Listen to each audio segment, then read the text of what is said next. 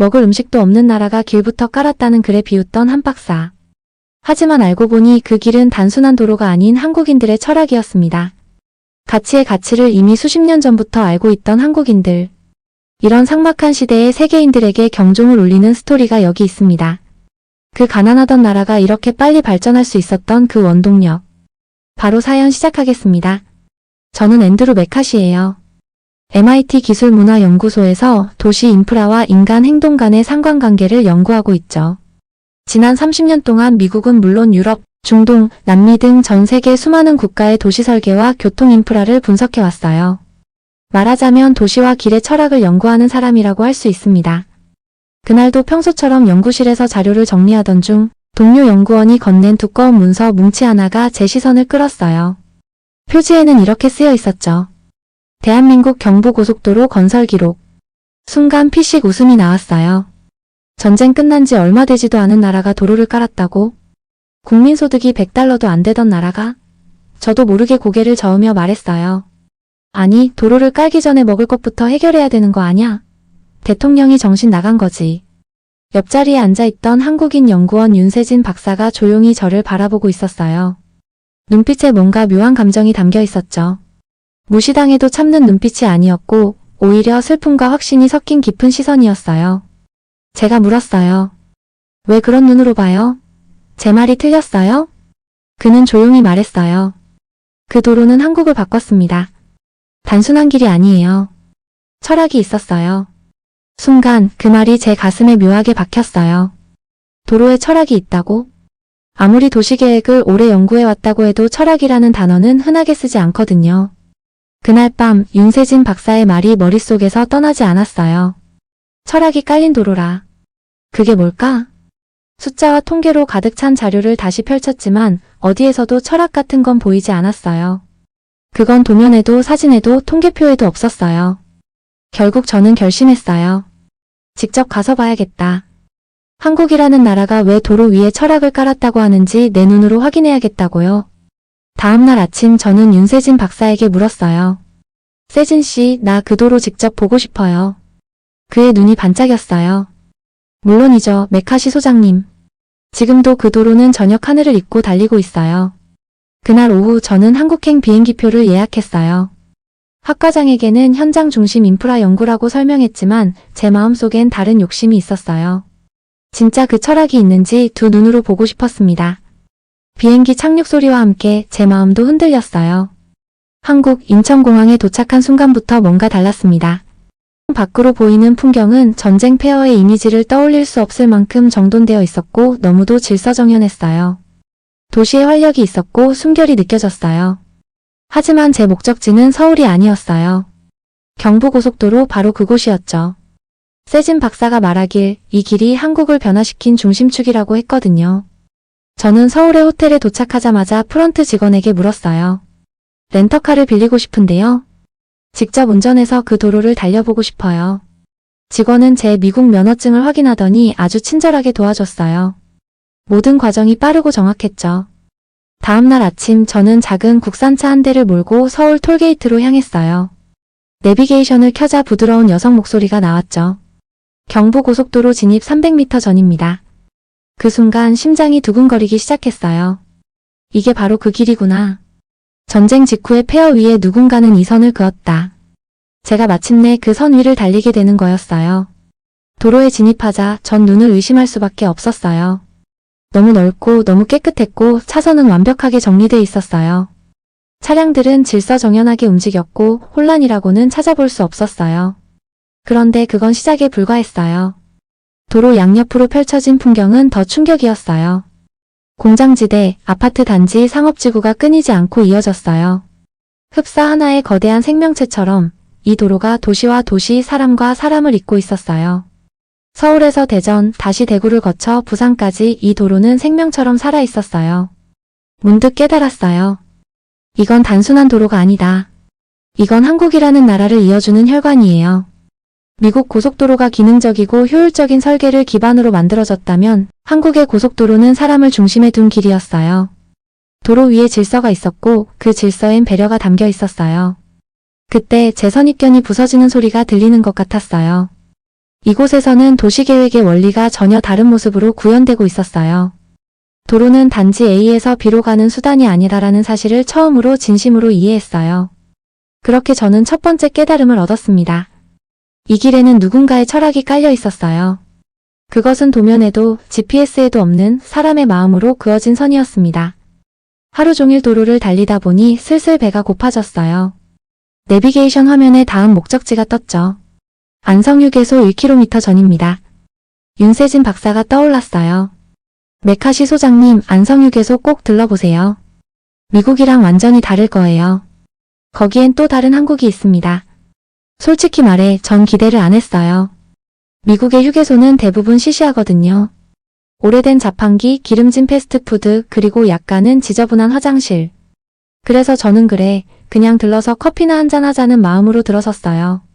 그런데 주차장에 들어서자마자 저도 모르게 차를 세웠어요. 이게 진짜 휴게소야? 넓고 깔끔한 공간, 질서정연한 차량들, 분주히 오가는 사람들, 마치 공항 로비 같았어요. 건물 안으로 들어서자 더욱 놀랐습니다. 한글로만 적힌 큼직한 메뉴판 아래로 사람들이 줄을 서 있었고 식당은 북적이는데도 전혀 혼잡해 보이지 않았어요. 각자 조용히 질서를 지키며 기다리고 있었죠. 그때였어요. 제 옆에서 중년 여성이 말을 걸었어요. 처음 오셨어요? 외국분이신가 봐요. 저는 웃으며 고개를 끄덕였어요. 그녀는 친절하게 이어 말했어요. 여기 국밥이 정말 맛있어요. 특히 소고기 국밥. 한번 드셔보세요. 그 말을 듣고는 망설이지 않았어요. 소고기 국밥 하나를 주문했죠. 몇 분 뒤 김이 모락모락 나는 큰 그릇이 테이블에 올려졌습니다. 진한 국물, 부드러운 고기, 윤기 도는 밥. 한 숟가락 떠서 먹었는데 순간 온몸이 멈췄어요. 그 따뜻함이 식도를 지나 가슴까지 번졌습니다. 미국에서는 한 번도 느껴보지 못한 맛이었어요. 정성, 손맛, 배려, 따뜻한 모든 게 그 한 그릇 안에 담겨 있었어요. 이게 음식이야? 이건 문화야. 이건 위로야. 국물 한 모금 한 모금에 제가 지금까지 무시하고 있었던 그 철학의 냄새가 스며 있었어요. 그리고 어느새 그릇은 말끔히 비워졌어요. 자신도 모르게 그렇게 먹어 치운 건 처음이었죠. 식사를 마치고 일어서려는데 주변을 둘러보니 아까 제 테이블에 있던 식판이 사라져 있었어요. 어디 갔지? 당황하고 있었는데 아까 그 중년 여성이 다가왔어요. 식판 찾으세요? 제가 치웠어요. 여기선 다들 그렇게 해요. 우리 집 아들도 가끔 놓고 가면 제가 대신 치우거든요. 순간 얼굴이 화끈해졌어요. 미국에서는 절대 없는 일이거든요. 남의 식판을 왜 남이 치워요? 그런데 그녀는 당연하다는 듯 웃었어요. 그 모습을 보며 이 나라가 진짜 다르다는 걸 느꼈어요. 이건 규칙이 아니라 문화였습니다. 바로 그때 젊은 남성이 다가와 말했어요. 여긴요, 남이 흘린 것도 내가 보면 내가 주워요. 그게 한국이에요. 그는 윤세진 박사의 친구 박유성이었어요. 국토디자인연구원 책임기획관으로 세진 박사 부탁으로 저를 잠시 안내해 준 거였죠. 그 말에 전 또 한 번 멍해졌어요. 이건 그냥 밥 먹는 공간이 아니야. 여기도 철학이 있어. 배려라는 철학. 한국의 도로는 식당에서도 화장실에서도 안내판에서도 사람을 먼저 생각하는 마음이 숨쉬고 있었어요. 그렇게 전 한 그릇의 국밥 안에서 두 번째 철학을 발견하게 된 겁니다. 점심을 마치고 다시 도로 위에 올라탔어요. 창 밖 풍경은 계속해서 저를 놀라게 했습니다. 그런데 어느 순간 한 표지판이 눈에 띄었어요. 새마을운동기념관 다음 출구 우회전. 갑자기 윤세진 박사가 했던 말이 떠올랐어요. 메카시 소장님, 그 도로는 정부가 만든 게 아니라 사람들이 만든 거예요. 새마을운동기념관에 가보시면 이해가 될 겁니다. 저는 유턴을 했어요. 내비게이션을 조작해 기념관으로 향했습니다. 작은 언덕 위에 자리 잡은 그곳. 주차하고 안으로 들어가자 가장 먼저 제 눈을 사로잡은 건 흑백 사진들이었어요. 왼손으로 흙을 파는 사람들, 삽을 들고 길을 내는 주민들, 벽돌을 나르며 함께 웃고 있는 모습, 그리고 놀랍게도 그들 틈에서 일하는 공무원들의 모습까지 있었어요. 이게 진짜였단 말인가? 그 순간 뒤에서 낯선 목소리가 들렸어요. 처음 보시죠? 돌아보니 지팡이를 짚은 80살쯤 되어 보이는 노인이 서 계셨어요. 네. 미국에서 왔습니다. MIT 기술문화연구소에서 왔어요. 지금은 한국도로에 대해 연구 중입니다. 노인은 사진 하나를 가리켰어요. 저기 저 사람 접니다. 그때 저는 이 마을 이장이었어요. 사진을 자세히 들여다보니 정말로 젊은 시절의 그분이 마을 주민들과 함께 땀을 흘리고 있었어요. 그럼 정말 주민들이 직접 길을 만드신 거예요? 노인은 천천히 고개를 끄덕였어요. 배가 고프다고요? 당연히 그랬죠. 처음엔 다들 반대했어요. 밥 먹여주냐? 고요. 그런데 우리가 깨달았어요. 길이 뚫려야 세상이 들어온다. 세상이 들어와야 우리가 바뀐다. 그래서 아무도 시키지 않았지만 우리가 먼저 삽을 들었죠. 노인의 말에 저는 숨을 삼켰어요. 이건 단순한 개발이 아니었어요. 이건 공동체의 자발성, 미래를 향한 집단의 결단이었어요. 미국에서는 대규모 인프라 프로젝트가 추진되면 정부가 예산을 내고 대형 건설사가 투입되죠. 주민은 그저 혜택을 받는 사람으로만 존재해요. 하지만 여긴 달랐어요. 한국은 국가가 길을 만들자는 말에 국민들이 그럼 우리가 하겠다고 응답한 나라였어요. 노인의 말을 들으면서 전 머릿속으로 한 문장을 썼어요. 한국의 도로는 아스팔트 위에 깔린 게 아니라 의지 위에 깔려 있다. 기념관을 나와 다시 차에 올랐을 때 창 밖의 도로가 완전히 다른 의미로 다가왔어요. 바퀴 아래로 지나가는 그 길 하나하나가 누군가의 손, 땀, 희망, 그리고 공동체의 협력으로 이루어진 산 증거였어요. 한국의 길은 기술이 아니라 사람이 만든 것이었습니다. 그리고 저는 그 길에서 세 번째 철학을 배웠습니다. 기념관에서 나와 숙소로 돌아가는 길에 세진 박사가 전화를 걸어왔어요. 소장님, 도로공사 관제센터로 가보시겠어요? 박유성 기획관님이 인터뷰 시간 내주셨어요. 다음날 아침 저는 한국도로공사의 첨단 관제센터를 찾았습니다. 입구부터 느낌이 달랐어요. 깔끔하고 조용했고 공기부터 집중력이 흐르고 있었죠. 건물 안으로 들어가자 벽면 전체를 가득 채운 대형 스크린들이 보였어요. 한국 전국의 고속도로가 실시간으로 움직이고 있었어요. 박유성 기획관이 미소로 저를 맞이했어요. 메카시 소장님 어서 오세요. 이쪽으로 오시죠. 그의 말투는 부드러웠지만 눈빛엔 강한 자부심이 담겨 있었어요. 여기가 전국의 도로를 실시간으로 모니터링하는 통합관제실입니다. 차량 흐름, 사고 발생, 기상 정보까지 전부 한눈에 볼 수 있죠. 저는 감탄하며 말했어요. 미국보다 앞선 시스템도 있네요. 그가 고개를 끄덕이며 말했어요. 기술은 따라잡을 수 있습니다. 하지만 우리는 기술보다 먼저 사람의 반응을 설계합니다. 그 말에 고개를 갸웃하자 그는 대형 스크린 한쪽을 가리켰어요. 이건 단순한 도로 지도가 아닙니다. 운전자들의 이동 패턴, 주의력 변화, 심리적 피로까지 반영된 자료죠.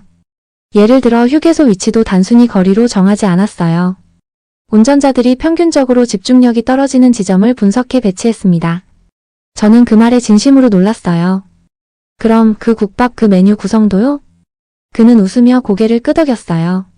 네, 음식 메뉴, 휴게소 구조, 화장실 위치까지 전부 사용자 심리를 바탕으로 설계됐습니다. 낯선 길에서 사람들이 느끼는 피로와 혼란을 어떻게 줄일 수 있을지 그걸 우리는 가장 먼저 고민해요. 그 순간 안성휴게소에서 느꼈던 편안함과 정돈됨이 우연이 아니었다는 걸 깨달았어요. 모든 것이 사람을 위한 설계였어요. 관제실 한쪽에는 작은 미니어처들이 전시되어 있었어요. 1970년대 초기 도로 모형이었죠. 종이로 만든 도면, 손으로 써내려간 설계 메모들이 고스란히 남아 있었어요. 컴퓨터도 없던 시절 우리는 이렇게 직접 시뮬레이션 했죠. 박 기획관이 모형 위에 손가락을 올리며 말했어요. 놀라운 건 그때의 설계 철학이 지금의 첨단 시스템과 본질적으로 똑같다는 사실이었어요. 사람이 먼저, 도로는 나중. 필요해서 비롯된 거예요. 박유성 기획관은 창밖을 보며 말했어요. 우린 자원이 부족했어요. 실수할 여유도 없었죠. 그래서 더 깊이 관찰했고 더 많이 고민했어요. 돈이 없었기 때문에 마음을 썼습니다. 그 말은 제 뼛속 깊이 파고들었어요. 자원의 부족이 더 깊은 사고를 낳는다. 미국의 풍요는 때로는 상상력을 방해하기도 했던 거예요.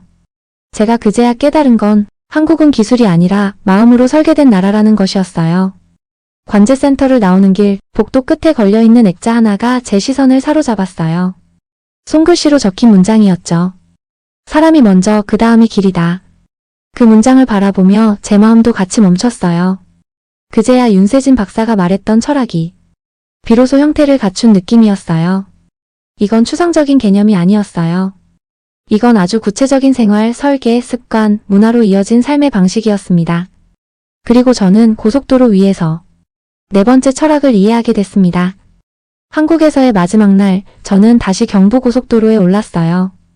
이번엔 부산으로 향하는 여정이었죠. 창 밖으로 스쳐 지나가는 도시들과 마을들. 그 길을 따라 지난 일주일의 기억이 밀물처럼 떠올랐어요. 처음엔 조롱으로 시작했지만 지금은 감탄과 경애로 가득 찬 제 마음을 그 누구보다 제가 스스로 믿기 힘들었어요. 중간에 들른 휴게소에서 따뜻한 커피를 한 잔 들고 제가 평소에 들고 다니던 작은 노트를 꺼냈어요. 그 위에 조심스레 이렇게 썼어요. 미국은 설계도를 먼저 꺼냈고 한국은 사람의 마음을 먼저 꺼냈다. 이 문장을 쓰고 나서야 제가 찾고자 했던 철학의 정체가 명확해졌어요. 한국의 도로는 단순한 아스팔트가 아니었어요. 그건 사람과 사람, 마을과 도시, 그리고 과거와 미래를 잇는 의지의 끈이었어요. 그리고 저는 그 길을 달리면서 진짜 도시계획이란 설계가 아니라 어떻게 함께 걷는가를 고민하는 것임을 배웠습니다. 한 달 뒤 MIT 강의실. 도시계획학 수업의 첫날이었어요. 학생들 앞에 섰지만 제 마음은 여전히 한국의 도로 위에 있었어요. 강의 계획서에도 없는 이야기를 꺼내기 시작했어요. 오늘은 특별한 사례를 소개할게요. 전쟁 직후 국민소득 100달러도 안 되던 나라, 그 나라가 깐 도로 이야기입니다. 그 도로는 단순한 인프라가 아니었어요. 그건 공동체의 정신이었고 문화였고 철학이었습니다.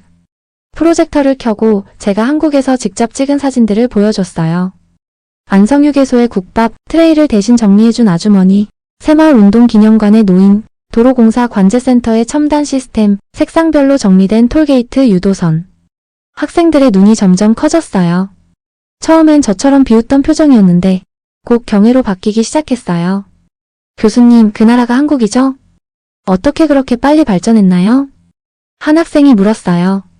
저는 조용히 칠판으로 걸어가 천천히 한 문장을 적었어요. 길은 만들 수 있다. 그러나 함께 가는 법은 배워야 한다. 그리고 돌아서서 말했어요. 한국은 도로를 깐 나라가 아닙니다. 도로 위에 철학을 세운 나라예요. 효율보다 사람을, 기술보다 공동체를 먼저 생각한 나라였습니다. 학생들은 조용히 필기를 시작했어요. 누구 하나 말하지 않았지만 저는 그들이 지금 무엇을 배우고 있는지 느낄 수 있었어요. 한국은 기술적으로는 작지만 철학적으로는 거대한 나라였어요. 강의가 끝난 후 연구실 책상에 앉아 새 책의 서문을 쓰기 시작했어요. 모든 문명은 도로 위에 있다. 그러나 정말 중요한 것은 그 도로 위에서 우리가 서로를 어떻게 대하는가다. 그리고 마지막 문장을 이렇게 썼어요. 우리는 도로를 만들었고 한국은 도로 위에 이야기를 썼다. 그 순간 창 밖으로 보이는 MIT 캠퍼스의 도로가 전과는 전혀 다르게 보였어요. 이젠 그 길 위에도 새로운 철학을 써 내려가야겠다고 마음 깊이 결심했어요.